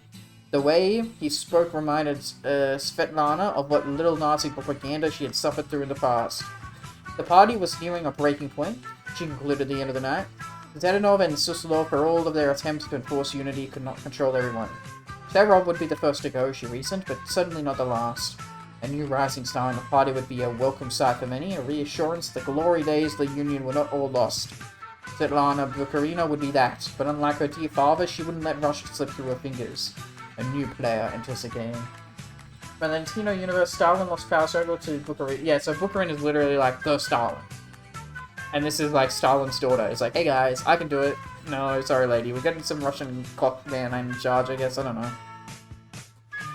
The Trailblazer, pardon? Fucking, Honkai Star Rail? Ivan Serov watched the streets of Komi from his apartment, a frown crashing his face as he watched the sheep mill about below. Creasing his face. He hadn't slept well in weeks, can't relate, and so he had developed this habit of watching the city below, pondering his existence. He was a socialist, he reasoned, always among the most loyal in the entirety of the NKVD, so why did he have so many doubts of late? He was always proud of Russia, nationalistic so, even, but surely that was merely because of their former status as a great socialist power. And certainly not in the same way as the Italians or even the Germans. He shook his head. No, he was better than them, wasn't he? But why shouldn't one be devoted to their home above all else? Perhaps the Union wouldn't have fallen if they had fought with the same brutal pride that the Nazis did.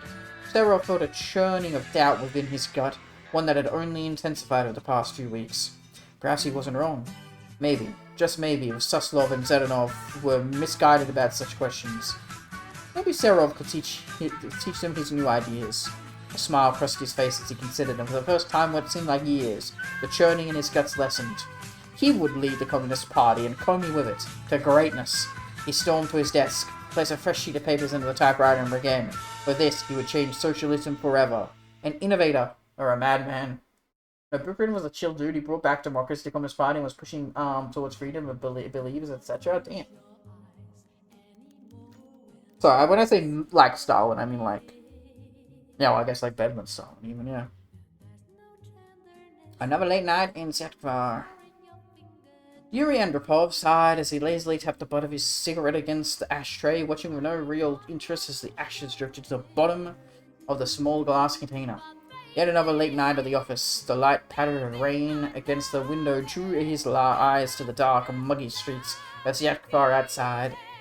He rose to his feet and brought the cigarettes to his lips as he surveyed the city. It was quite quiet tonight, too quiet for his tastes. Sometimes young members of the Communist Party, whispering in each other's ears without a care in the world, would comment on Mikhail Soslov's secrecy, his paranoia. This party was a safe place. The party was a safe place, they'd whine. They were all comrades there, right? Perhaps he could just loosen up a little. Usually they'd shut up when Yuri tapped them on the shoulder and asked them if they wanted to share their opinions to the class. Then they knew who the real shadow of the party was. Andropov snickered at the memory and shook his head. His job wasn't all just scaring dumb kids, it was to do what needed to be done to ensure party stability, or to disappear whoever had earned Soslov's ire. The latest list of names to investigate Mikolai had given him was, all things considered, damn boring for the most part. One name, however, caught his attention, Svetlana Bukarina. He met the kid a few times, he remembered, blowing some smoke out onto the window. She spoke like Yuri imagined a princess would, all prim and proper, smiled as she shook his hand, the works. It's how he knew she was dangerous. Her father was like that too, a wonderful man if you were on his good side, but there was a venom hidden behind his eyes, and he saw that behind hers too. As Yuri watched, a bolt of lightning lit up the city. For a moment it almost seemed like it was on fire. He wondered then if it was a sign of what Svetlana could do. He shook his head and tossed the cigarette into the ashtray. Just another threat, or an unexpected ally. E. By Badlands and E. EA Sports. A friendly debate. While the assembly was on break from discussing policy, the now acquainted SMR deputy, Elena Kozlova, and PSD deputy, Yevgeny Yahontov. These Russian names, man. What's worse to pronounce, Russian or German? Probably Russian. Got to know each other decently well. They happened to agree on some aspects of policy together, despite having vast differences. Both of them held distaste for the far left and far right, and both of them were elected under similar circumstances, under similar stakes. They're becoming fast friends, despite sitting on opposite sides of the aisle. So, Yevgeny, do you really think Miss Stalina's economic recovery plan is that different from Vosenetsky's? Vosenetsky's is a left-wing populist who would let Zadanov and his goons walk over him and influence his economic policy. Stalina would never let radical leftism taint her economic policy. Both of them gave a small chuckle and continued debating. They all knew it wasn't serious, and it was more to gauge their individual abilities and comfort with each other. They did sit in the same caucus after all. It wouldn't hurt to know the ideals of your ally. As the assembly began to clear after a break, the two remained behind, still sitting together and growing even quieter. Hey Elena, why are you working with me? Doesn't Morozov see Stalina in my party as borderline despotic? Well, she said after a pause, that doesn't matter to me. We both stand for the Republic. Progressive racist. What the fuck?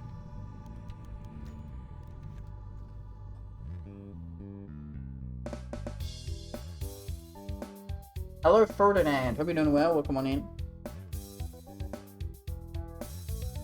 The Crusader, the speaker atop the stage, smiled warmly at his audience. They'd been so leery, so unreceptive when he was first introduced. Eurasianism had never quite caught on in the Communist Republic, apart from his own clique. It wasn't that he or his ideas were an unknown quantity of the Republic, quite the opposite. His infamy was likely the reason the evening of the lectures had been boycotted by Comey's leftists and Democrats. And yet, despite everything, he still stood facing a packed theatre, one that was conspicuously devoid of hecklers. Often, he said, moving to the end of his lecture, I am thus interrogated. Lev Nikolaevich, You call yourself a rightist, yet you advocate against the very things that all true rightists stand for. You do not stand for the Church, for the supremacy of Russia, and for the glory of the Tsars. What, then, can you possibly offer the people of Russia? The audience remained silent, but it was a silence of rapt attention. The speaker continued. People of Sikjava, you have heard me speak at length tonight of concepts that I do not expect any of you to grasp. Eurasia, passionari, the will to change. You came here expecting to hear an alternative to the corrupt and inefficient democracy imposed upon us. I will confess that I am more comfortable explaining myself through the written word, but for the benefit of those not similarly inclined, allow me to elucidate my message as clearly as I can. The room remained silent, and the speaker knew he had them. I envision a power to eclipse any that has preceded it. A continent-spanning project wherein the greatest strains of the motherland's ethnicities are forged into an indivisible whole, capitulating only to the singular authority of the state. Not a weary old empire where a single ethnos seizes power only to stagnate and fall behind a mightier foe, but a supranational entity. This guy's speaking like goddamn Harry Dubois from Disco Elysium, Supra. The summation of all that has come before it. It will not merely be the Russians and their strengths, but the Ukrainians, the Kazakhs, the Mongols, the Buryats, and so many more, all of us. So many more. All of us, inheritors of a combined legacy, standing together under a single banner, the Eurasian state. As the audience exploded into applause that was more than merely respectful, someone leaned over to his friend and asked earnestly, Pavel, what was that guy's name again? So funny. Gumilov, Lev Nivelochis Gumilov. I see.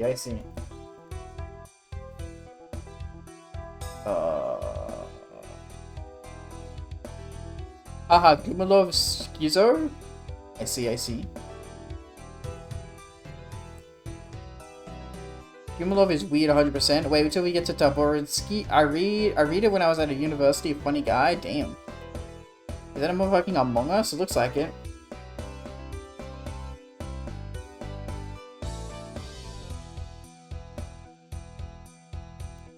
The hell? You plus... What the heck? New friends! Also, when do we get anything coming in? What are we running out on? Timed event? Oh, the event that popped up when you needed element. Okay. Unicode symbol. I see. Was that gun English or fucking he speaking? New friends! Sasha, still looking for old friends, continued through the woods. She was still having some difficulty hearing from her one remaining ear, and that was still severe enough that she had not yet caught any prey. Hunger was built. Is this an event about a dog? Looking for a safe place to rest for a moment, Sasha found it under the arms of a pine tree. It was only once there that she realized she was not alone. Across from her, she could see two men crouched over a deer trail. We won't find anything to eat if this keeps up, you know, she heard one of them, an older man with a deep voice say. Shut up, the other younger one replied. I told you, I'm no tracker, I'm a farmer. He suddenly stopped speaking as he saw Sasha out of the corner of his eye and suddenly stood. She met his eyes and saw no malice in them. After a long moment, the young man reached into his pocket, withdrawing several strips of cured meat, which he threw in front of her. Feeling her hunger, Sasha moved to devour them, for years of rigid training stopped her in her tracks. Look at this, Pavel, the older man said. A trained dog, he laughed as he approached her, the sound reminding her of better times. Caressing her neck, he directed her towards the trail, picking up and offering the jerky to her as she did. She quickly ate what was offered and knew what to do next, sniffing the deer trail and looking in the direction of the smell. Steve Pavel? Why is every Russian called Pavel, by the way? I swear to God. It's from Sinhala? Say what one more time, what? I dare you, motherfucker, I double dare you, yeah, okay, we're just everybody's fucking quoting, Pulp Fiction tonight, what the heck? One was talking about it before. Tracking dog, lead on. At the command, Sasha cantered into the forest, the humans following behind. She might not have found her old friends, but she had at least found new ones. And that was enough to make her happy again. Every dog goes to heaven. What a weird event, but interesting. Is there something wrong with the name Pavel? No, I'm just saying a lot of people call it Pavel. I like how these are all the characters that I'm not going to care about because they're not anybody I need to know about.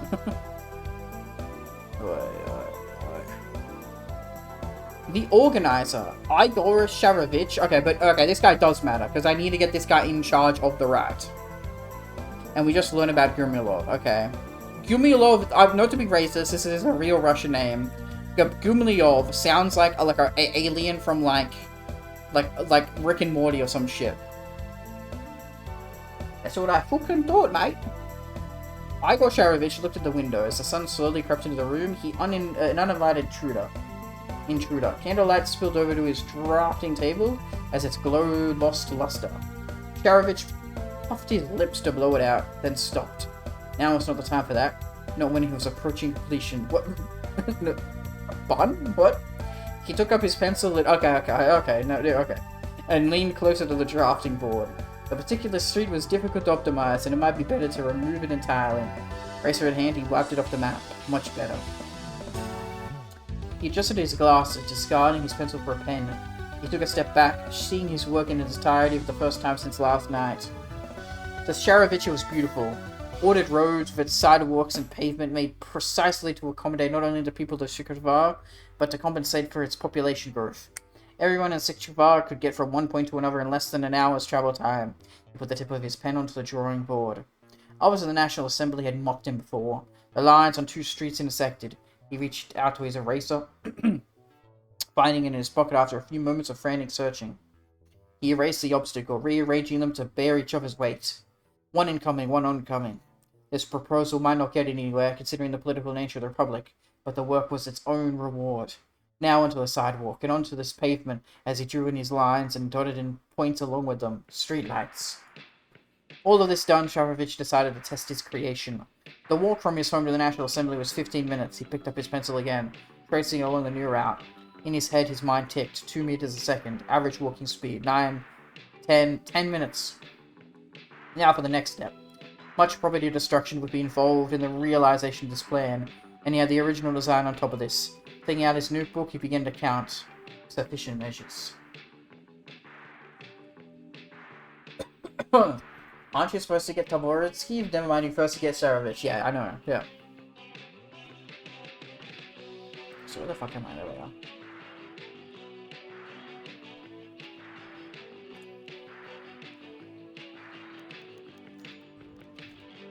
Oh, is this my guy? The Regent. A cold wind blew through the creaking old church, sending candlelight dancing across the face of the that's a guy. Theotokos set high upon the altar.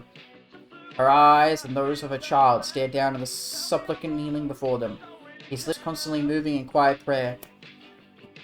O heavenly King, the Comforter, the Spirit of Truth, who art everywhere and filled all things, treasury of blessings and giver of life, come on and abide in us and cleanse us from every impurity and save our souls, O good one.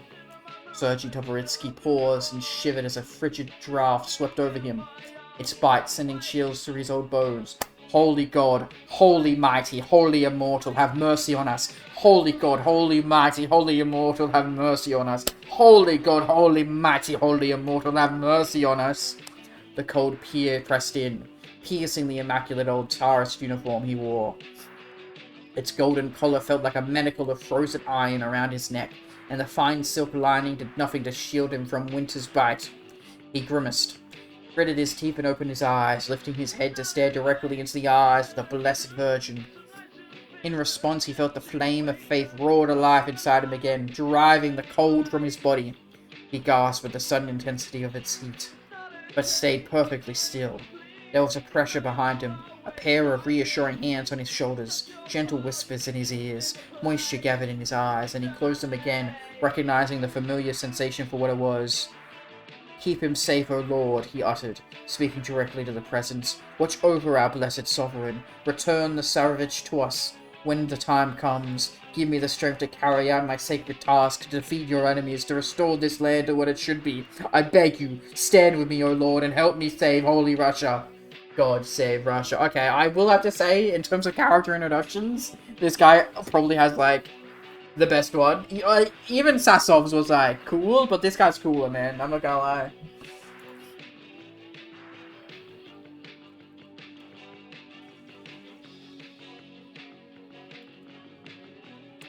Australia, what?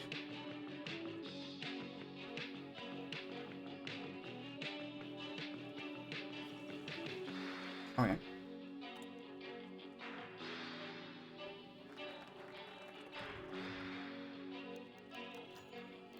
The party's composition. One inevitability of communist politics is that the status quo will change radically at a moment's notice. The sadness of this factor, however, is that at the moment the status quo seems to be shifting radically away from the ruling Fossinensi faction. Like it or not, by simple virtue of being the public face of the democratic factions of the Republic, public support has been eroded by scandal after scandal, be they real or constructed by our political enemies.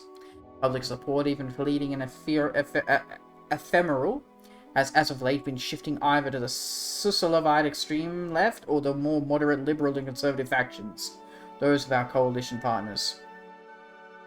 As our coalition seems to undergo a period of self-restructuring, it is critical to ensure that political capital is more or less maintained by the ruling party, and that the current president isn't challenged too heavily by our own allies.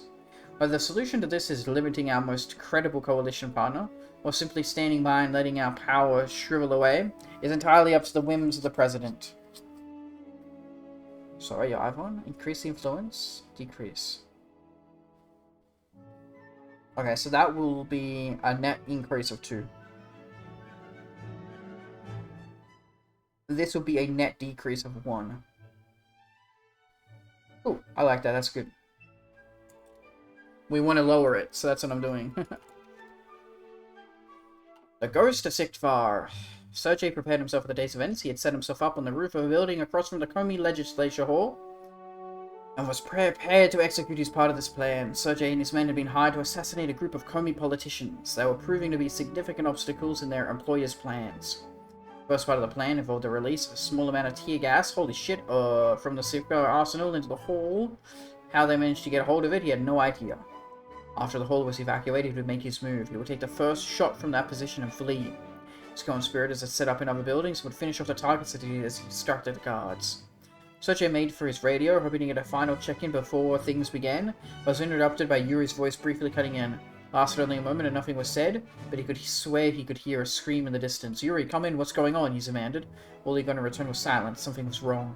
Looking through his scope, he could tell that the security had not been tipped off. They were far too relaxed. Across the street on the roof of the legislature, he could see Andre in the canister. All seemed to be going fine on his end, but he knew things were falling apart. Once again, he looked across at Andre, but this time he noticed something. In the shadow of the roof in the shadow of the roof access door, a figure looked over Andre's shoulder. The person was tall, dressed in old uniform and winter clothes. The figure pulled a knife out of his belt and plunged it into his partner's throat. Before he could react, the figure was gone. He got up to abandon his post, collected his things, and made for the door. However, before he got far, he began to choke. The gas from the arsenal flooded the room. As he coughed and tried to cover his eyes, he felt the kiss of cold steel in his back. Life in Siktvar goes on. Oh, yeah. Okay. Can't skip that. Okay. Speak with Stalina. Stalina, the daughter of the famous Soviet. Oh! Okay. This is... Okay, we actually have the daughter of Stalin as well. That's so funny. Bukharin and Stalin, man.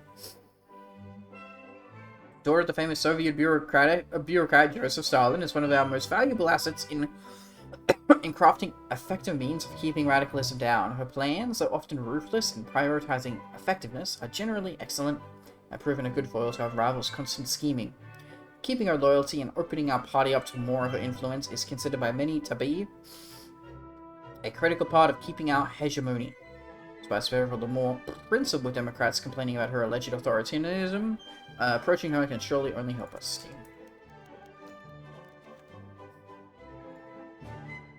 Spraying the hatchet.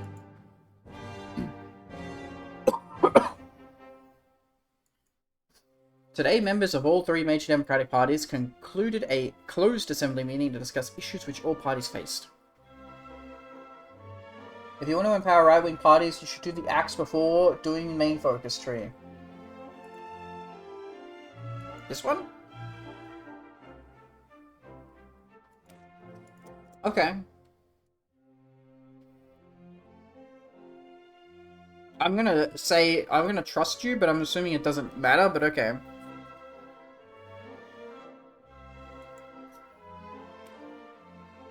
The affairs of the National Assembly. As much as the detractors enjoy condemning our republic for its excess of political intrigue and the occasional bout of violence,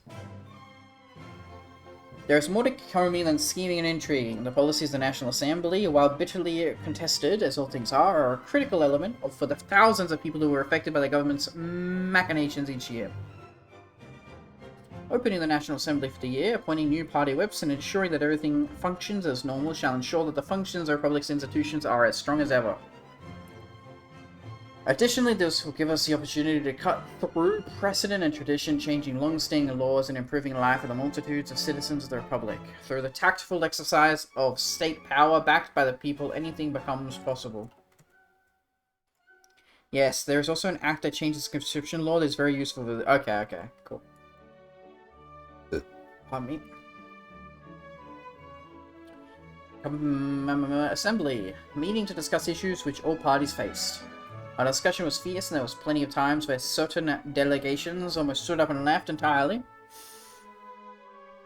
A sound conclusion was reached and a plan was formed for the survival of democracy in the upcoming election. Cheers, handshakes, and applause roared throughout the assembly, Alina and Yevgeny included. I'm not too partial to Morozov's approach to reconciliation with the radicals and military policy, and I'm not too happy about Stalina dodging questions about gerrymandering, but we're still here, no? Yevgeny nodded and a smile formed on both of their faces. The friendly debates and mutual agreements finally came in handy today. When discussing law and order policies, Alina's defense of PSD's actions managed to keep many from the SMR from walking out in protest. A mutual consensus was seemingly agreed on, one without any spoken word or initiative. The consensus of peace, the consensus of stability, and the consensus of holding true to what made our republic special. We would never stoop to the level of the Tsar or the Marshal. We would always look to the people and the President. Even if compromises had to be made, our coalition and system would survive. Despite the differences, they would stay the course. YouTube has been recommending me relics about Yaoi fangirls from 19 years ago. I'm trying to understand why. Bro, they think you're a fucking Fugoshi or whatever the fuck it's called. Castor. Fujoshi.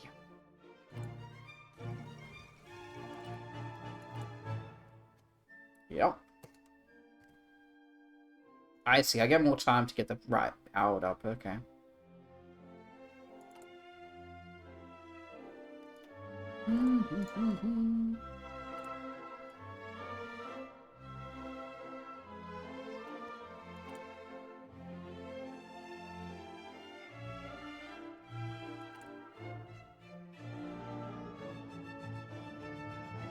Okay, inflation is going down. We're trying to get GDP up.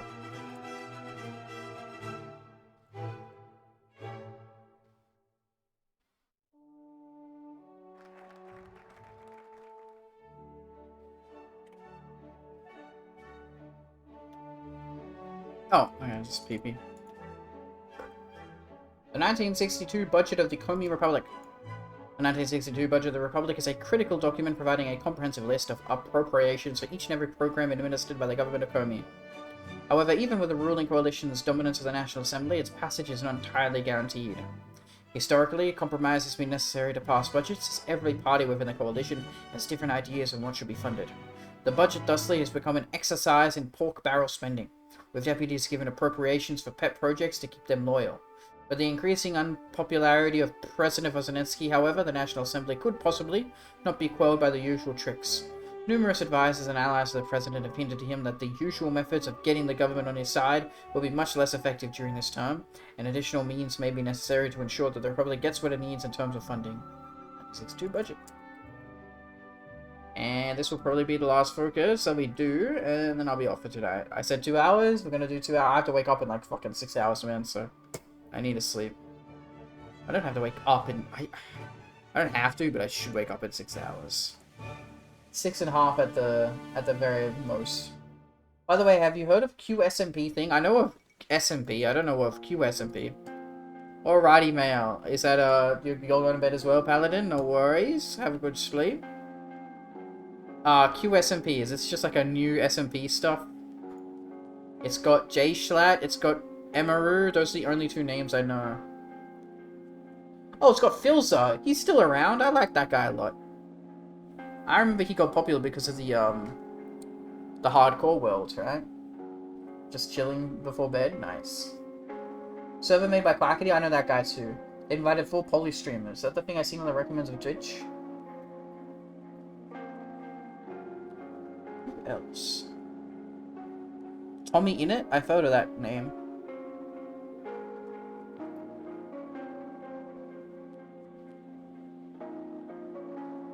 Okay, and they have different languages. That's cool. I see, I see. Are the Polish guys the orange ones? It's good that they added 4 Polish people. That's epic. Hell yeah. Coolio. Whoa, save game. Boopity boop. I'm off to bed, chat. Tomorrow I'm streaming with Nix. We're doing multiplayer Slay the Spire 2. But if I'm still streaming after that, then I might continue playing this, okay? If not the day after, anyway, so... As usual, I want you to have a great day, evening, morning, and night, wherever and whenever what you are, but my look at everybody. But before I go, got one more message from the poor Locust.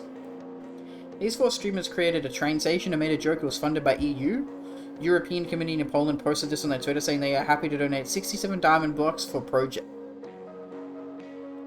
In the stream.